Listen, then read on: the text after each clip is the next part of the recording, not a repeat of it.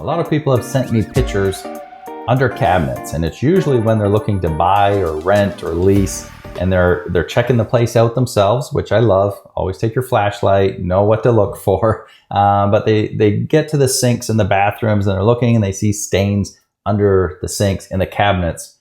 Is this an automatic no? All right, let's talk about that. So that's one of the things we look for when we're doing a visual inspection in a place that we're looking to buy, lease, or rent. We're looking for staining. We're looking for bubbling, peeling, cracking, all these signs that show water damage was likely here in the past. When you get a water stain under a sink in a cabinet, you know that there's been water. Best case scenario, that water stain is just in the middle of the cabinet.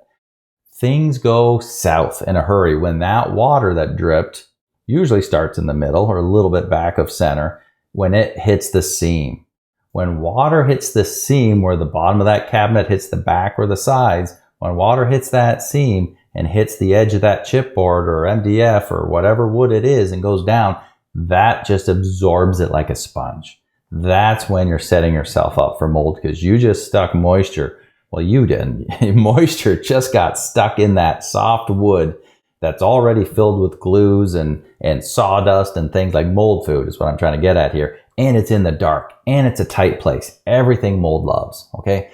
So if water went down that seam at the back or on the sides, that's when things get really iffy. Because even if it went all the way down and dripped under the cabinet, that's when under cabinets just get black with mold underneath. That's when you can have stachy. That's when you can have Chaetomium or Aspergillus, Penicillium, whatever. But when you have water that gets down under there where it's dark and damp, it's just going to grow like crazy. So that's my first concern. When someone sends me a stain, I say, does it look like it reached the seam? Because a lot of times when it reaches the seam, it puffs up, right? So you see, here's the cabinet, then all of a sudden there's a high spot, right? That shows that enough water went there that the wood started to swell. But we don't know how much went down. Now, the good news is if you have an inspector that can come out, drill a 1/4 inch hole or so in that cabinet, can put the wand in and you can suck that air out into a spore trap to do a cavity test.